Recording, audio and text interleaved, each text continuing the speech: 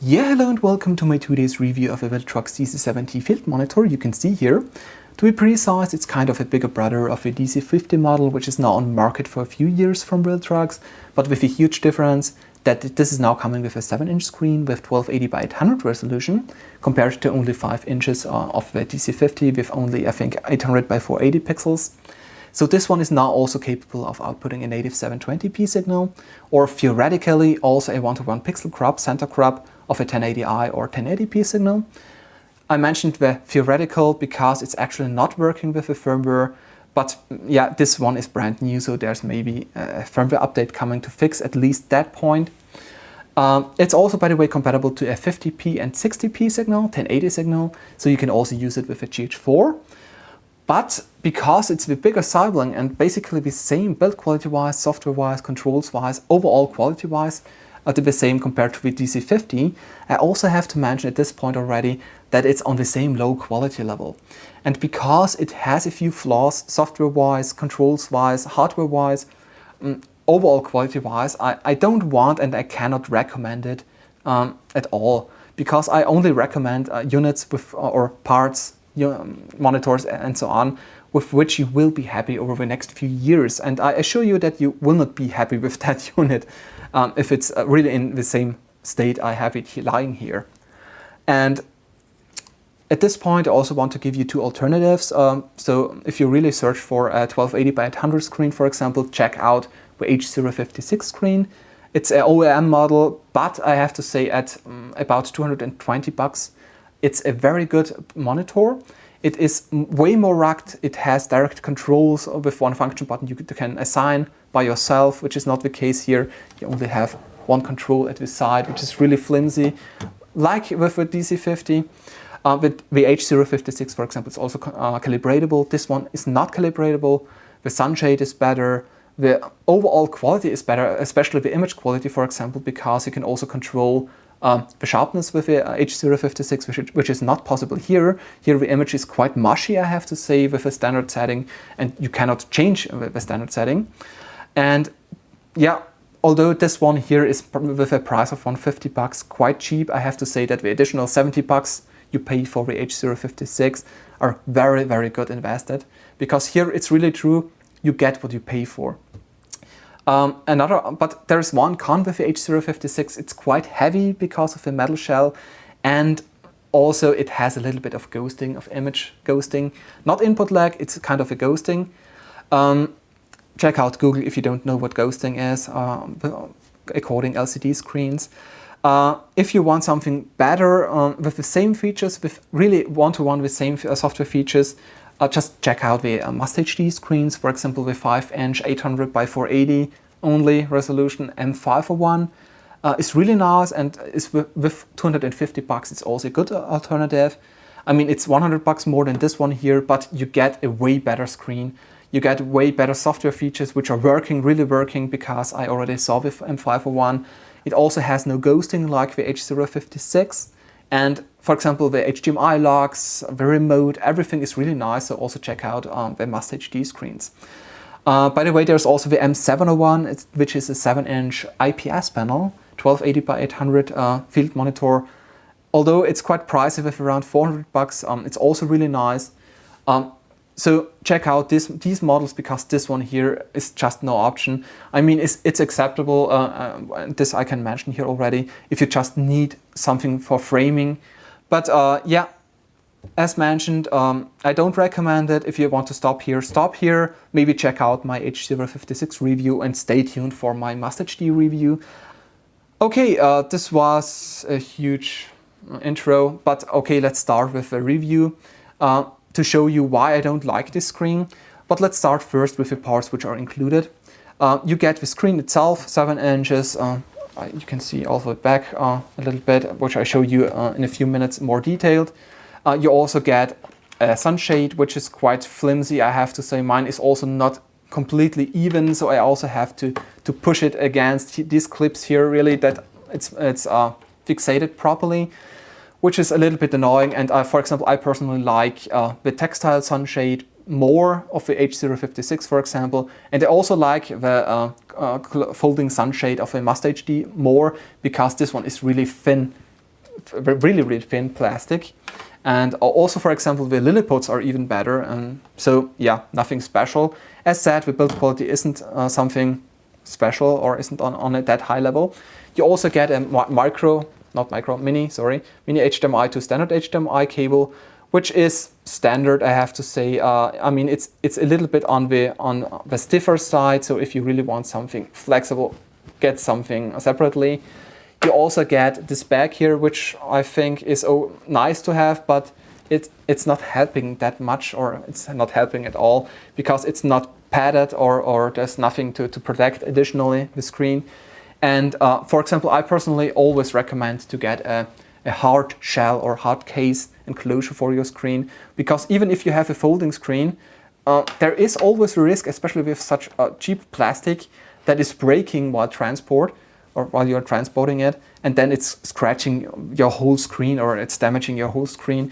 And yeah, that's also not a good idea, or also not good. There are also two ball heads, not ball heads, they are kind of tilting adapters, because you only can tilt them back and forth. They are now better compared to the one which was included with the DC-50, because I also had the DC-50 once and sold it immediately again. This one is now more rugged, but here is the first big con, beside the fact that this one is very thin built. First, the 1/4 inch threads are a little bit too big. So for example, I mounted this DC-70 on my articulating arms. I have 3 different types, and on each type I had the problem that there is a difference in between this area here, where the enclosure is, and the area where the thread is mounted, because this is a little bit higher, and because of this hump here, it's only sitting with articulating arms and everything else. Also this adapter here, this tilting adapter, only sits on this part here. So it's a very, very unstable connection, and everything is wobbling, and especially because you always need to push this part here. This is the selection wheel, which you also need to push to select anything, or to get the menu. The whole system always wobbled, and it's also a problem with this one here. Although here is a locking pin, so it's not twisting off. So, as you can see, it's fitting here. And this, I don't know if you can see it. Now you can see it. In this groove here, the problem also is that this screw is also a little bit too small for the thread. It's also only sitting on this part here. Okay, I need to turn it. No, you can see it. Also only sits on this part here, and this groove here for the anti-twist pin, or how I should call it, is also a little bit too small. So you always need a lot of force to mount this adapter on the monitor, which is for sure really, really annoying if you transport them always separately, or if you want to transport them separately. Okay, by the way, there is also a 1/4 inch thread on the bottom of this adapter, so you can also mount this additionally on an articulating arm. By the way, it's stronger, as mentioned, I think I mentioned it already, than the one which was included with the DC-50, but I also doubt that it's strong enough that you can also mount a very big battery on here. So if you really want to use a battery directly here, get a small one, because otherwise maybe this one is too weak, because you also cannot adjust anything on this head tilting adapter, as you can see. This is the standard, by the way, this is the standard adapter for hot shoes and cold shoes on your rig or on the camera directly. But there is also a Sony edition included. So if you have, for example, a Sony body, you can also use this other adapter, which is still originally packed, which is nice to have, especially if you have a Sony body, because there are no really stable adapters out there from Sony to the standard cold shoe you can see here. So it's nice to have. But, and here comes the but. Okay, you also get the manuals, by the way, and you also get the original box, which is, yeah, okay and nice to see. But the problem is there is no battery or with battery charge included, and there is also no AC to DC adapter included. I mean, I understand that there is no battery and charger included. Maybe there are packages out there where it's included from special dealers. But but the missing AC to DC adapter is quite annoying because if you're shooting indoors, you don't want to use always a battery. Or for example, you're somewhere where you need to shoot over hours and you only want, it's only possible to use smaller batteries because of the stability of the whole system. And yeah, you cannot change, I don't know, after 1 hour or so the battery on your screen while shooting. That's just not possible. So the missing AC to DC adapter is really annoying, but I have to say it's no problem because you can get for 10, 20, 30 bucks or so, including shipment, a standard AC to DC adapter, because this one accepts under 7 volts up to 18 volts, not 8 to 18, because I already tested it with the external battery plate, like this one here, for example, which I got with my HUGE and it really accepts from about 6.6, 6.8 volts up to 18 volts. So you can use any AC to DC adapter you have maybe already lying around, maybe 9 volt, 12 volt. And here this one is a standard 2.2 DC plug, 2.2 inner diameter, 5.5 I think millimeters outer diameter. So you can also get such extension cords like I'm using here, for example, for the second part where I show you the software features of the screen. There's, by the way, also HDMI in, HDMI out. HDMI out is maybe important because normally that's not the case with many units, or you have to pay additionally, like with the Must HD screens, for example, the M501, I think you have to pay additionally. There are also 2 built-in speakers, and there is also the battery department. But I have to say I tested it with 2 batteries, and 1 battery worked, which is funny. Because the second one didn't work, because the pins weren't connecting properly to the battery, which is quite annoying because there is a risk that while you're shooting, suddenly the battery is disconnecting. And yeah, so I highly recommend to use an external battery pack, for example. I'm using always NPF batteries with a central battery plate where I then split to each device, for example, my GH2, my monitor, and my external audio recorder. And so I highly recommend get an external battery plate or battery adapter. Also because, as already mentioned, the stability with the original head and the on-articulating arms is very low because it's not sitting properly on the area. Okay. There are threads, by the way, on each side, which isn't helping that a lot because on each side there is this hump and the difference in between the enclosure and the thread area. On this side, as you can see here, there's a headphone jack, which is quite nice to have because otherwise, yeah, you always need to dial down the audio because otherwise it's coming from the loudspeakers.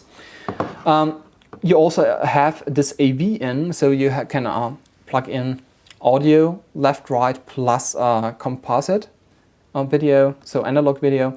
But this is a huge con because this is a proprietary adapter, and I don't know if it's compatible to the normal adapters you get from eBay stores.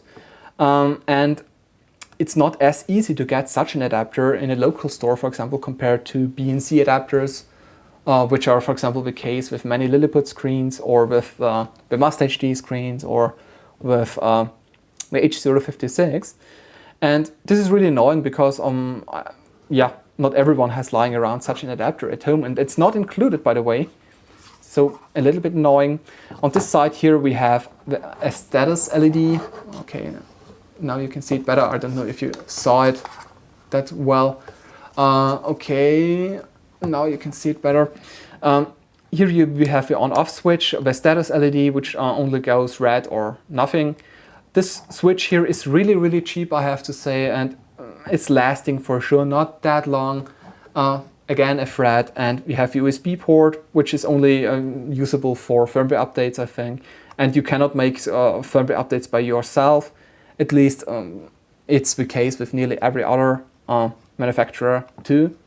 And here we have the control dial, which is quite flimsy, I have to say, and which is really annoying. And I don't know why they again used this flimsy control dial with this screen, because first you need, it's also a push wheel, so you can push and then you need to dial and push again to select something.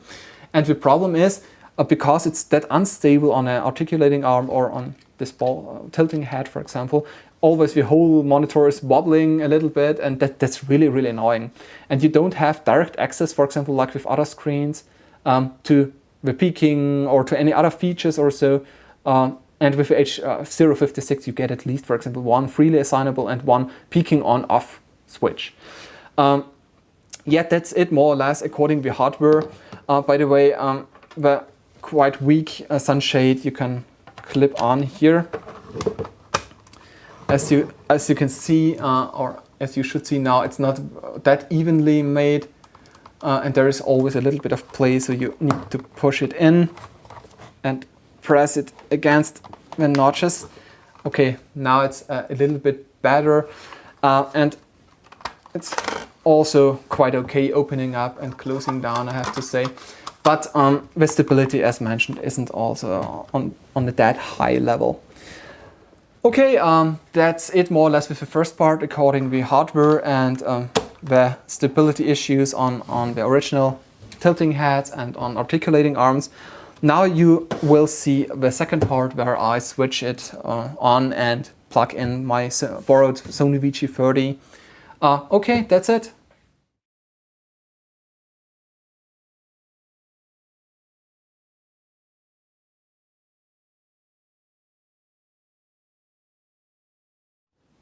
Okay, so let's start with the second part of this review, the way more important part according to the image quality, the software features, and also the issues why I don't recommend this screen, because it's not only its enclosure and the mechanical parts which are a little bit of a problem, there are also issues with the firmware, very annoying issues I have to say.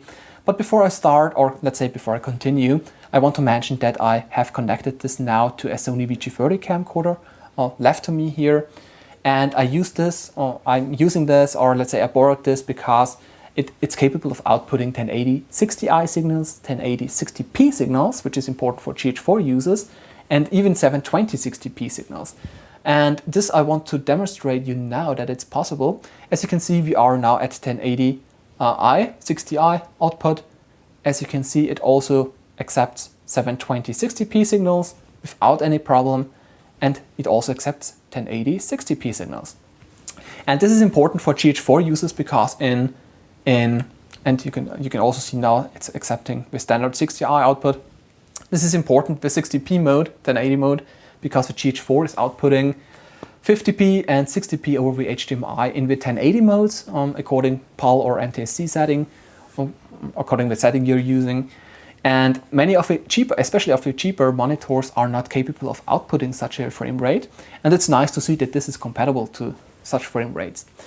By the way, it was a little bit unfair that I said in the first part that the sharpness is a little bit of a problem, because it's not always a problem. I recognized that this screen has a huge problem with the GH2 output. With 1080 50i or 1080 60i, according to the setting, PAL or NTSC, PSF signal. Because as soon as you get such a signal, the image is way worse compared, for example, to the H056. And it's also compared to the Sony VG30 output, way worse. Because here the monitor is way clearer. I don't know, is it a problem with the scaler or... Yeah, because it also has huge problems with the over-sharpening filter. I mean, I'm now filming with my GH2, so I cannot show you this now at this moment. But the problem is, as soon as you activate the over-sharpening filter, there is a flickering in the image. Really, like zebras, only for, I don't know, 100 milliseconds or so. But it's visible and it's really disturbing.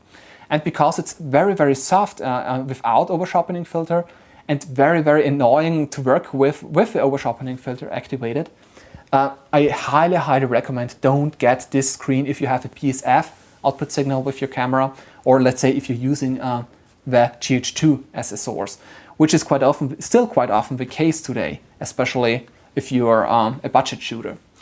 Okay, so absolutely not recommended for the GH2. If you have a GH4, it's acceptable and it's working better, I have to say. For the GH2, really check out the H056 because, yeah, as mentioned already, it's also built better and it's also calibratable.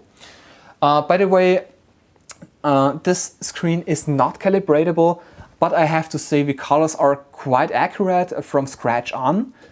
Though not perfectly fitting, I have to say. The rats are still a little bit offset, but it's quite okay, I have to say. The problem is a little bit, as you can see, I'm now here in the menu. One push activates the menu, and then you can scroll up and down. But the problem is also a little bit that the menu is very fast, gone away, and you cannot enable or increase, let's say it that way, the seconds how long it's shown. But let's go through the menu. Here is the return button to get out of the menu. Here you can enable the peaking, and to be precise, also the black and white mode, and theoretically also the blue gun mode, which isn't working with this firmware. And you can enable, so it's just for black and white, normal and focus, this menu here. As you can see, I have now enabled the focus peaking, which is not a focus peaking, which is more like an over sharpening filter, which is also the case with the H.056 screen, for example. And which is quite nice to pull the focus with a very shallow depth of field or with a very shallow focus plane.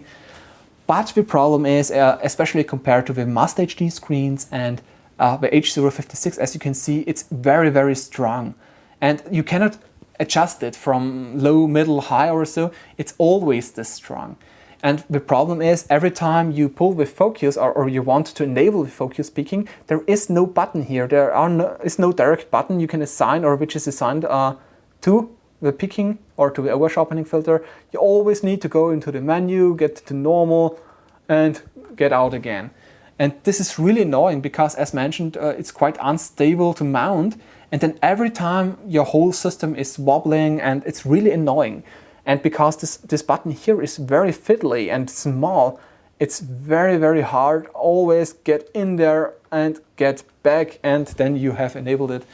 And here every other screen is better.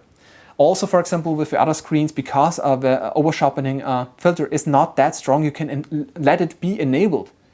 Even if you're shooting without pulling the focus, you can let it be enabled because it's not as strong, and it's still helping to judge am I in focus or not. But here it's disturbing. Really, as you can see, everything gets white, and it's really annoying to watch such an image because it's also, by the way, it's over sharpening grain. And this is really annoying if, for example, let's say you're shooting at night or in a dark scene and everything gets white and everything is like it's snowing. And that's also not the case with the more lighter implemented over sharpening filters of the Must HD and the H.056. By the way, another problem, really, really annoying. Not only the over sharpening filter is too strong and not only the blue gun mode is not working, it's also resetting all settings or nearly all settings as soon as you switch the input signal. So for example, if you have a camera which switches the input signals in between standby and shooting, like with Canon cameras, or if you have, multiple camera systems and you want to use this with multiple camera systems, it's always resetting to the standard. As you can see here, the focus peaking is disabled, although it's here in the menu enabled, or the over sharpening filter. You need to go back to another setting, get here again, and exit again, and then you are at the same point you've been before. But it's not only this is reset, also, for example, let's get back to normal setting. Also, for example, here this setting is reset, and also, for example, aspect ratio settings are reset, and also sometimes the color temperature is reset.